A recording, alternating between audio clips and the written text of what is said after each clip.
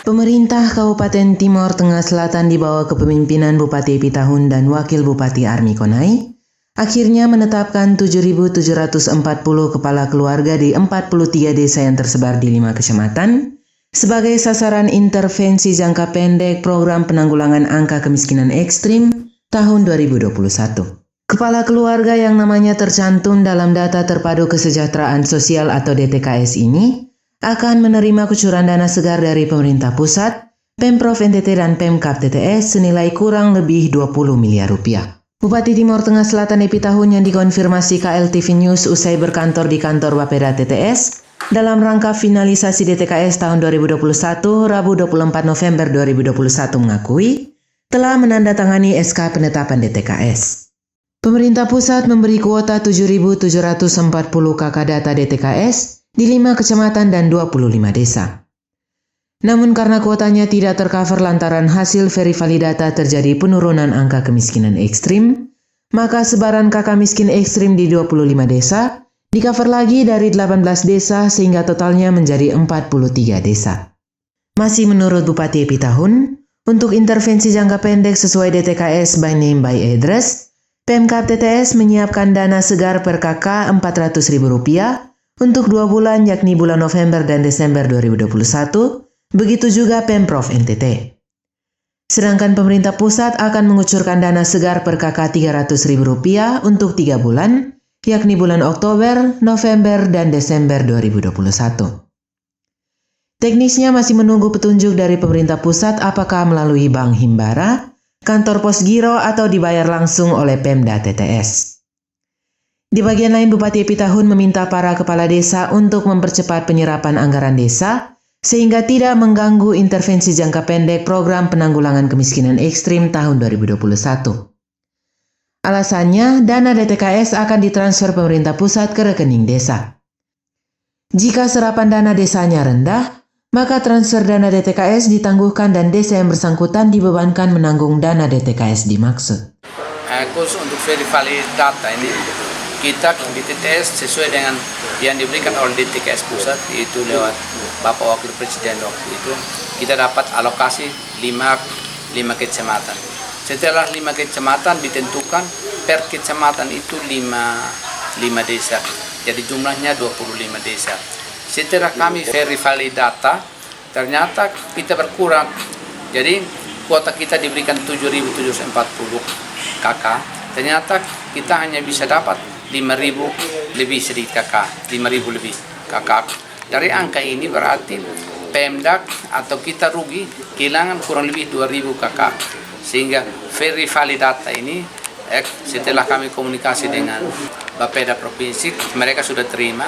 Jadi kita kondisi berubah sekarang itu kecamatannya itu 5, desanya 43. Desanya 43 dan kuota 7.740 tetap diakomodir. Nah, sistem pembayarannya setelah tadi kami komunikasi dengan Bapeda Provinsi dan saya sudah tanda tangan ini SK untuk penetapan lokasi dan penetapan nama by name by address, itu kita sudah kirim ke Kuban dan dikirim ke Istana Wakil Presiden. Di sana baru akan ditentukan sistem pembayarannya. Apakah lewat pos giro, pemerintah yang bayar langsung atau lewat perbankan. Dan kita tunggu itu. Sehingga dana yang kurang lebih 9,5 miliar di alokasi Pemda belum bisa dimanfaatkan dalam 1-2 hari ke depan. Tapi saya berharap mungkin paling lama minggu kedua Agustus sudah kita akan mendapat petunjuk untuk dana ini bisa dimanfaatkan. Nah, dari hasil verifikasi data ini kita berkurang cukup drastis dari kita punya 46.460 KK, dia sudah berkurang ya kurang lebih ada 7 atau 8.000 KK. Nah, kalau dikali dengan orang, kalau kali 4 berarti sekitar 30-an ribu jiwa yang keluar. Jadi ini penurunan yang cukup drastis. Nah, dana 9,5 miliar ini untuk membiayai 23.000 lebih KK. Per orang itu mendapat dari dana Pemda itu 400.000. provinsi juga dapat 400.000, sedangkan pusat itu dia mendapat 900.000. 900.000 itu per kakak. Untuk berapa bulan, Pak? Untuk provinsi dan kabupaten itu 2 bulan, November Desember, sedangkan pusat punya Oktober November Desember. Pendanaan dari provinsi itu nanti akan dibayar langsung oleh pemerintah provinsi. Apakah melibatkan kita atau mekanisme seperti apa ya, kita menunggu untuk kami menyesuaikan.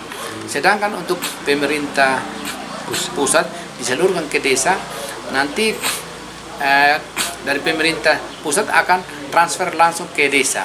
Nah, saya berharap kepada bapak-bapak desa yang ada di kecamatan-kecamatan untuk memanfaatkan uang yang ada di rekening.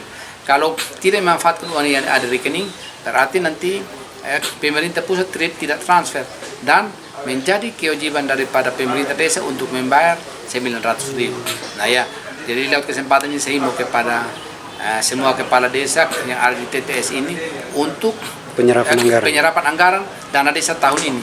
Kalau tidak serap ya konsekuensinya akan berdampak kepada transfer daripada pemerintah pusat yang per orang atau per kakak 900.000. Pantauan KLTV News sebelumnya di kantor Bapeda TTS, tim verivalidata DTKS dari Dinas Sosial yang dikoordinir Kepala Dinas Asnabuasa, dan kantor Bapeda yang dikoordinir Kepala Bapeda Johannes Benu, bekerja ekstra selama seminggu untuk menuntaskan data tersebut. Verival yang dilakukan yakni data by name by address, NIK, dan data visual. Polselere KLTV News mewartakan.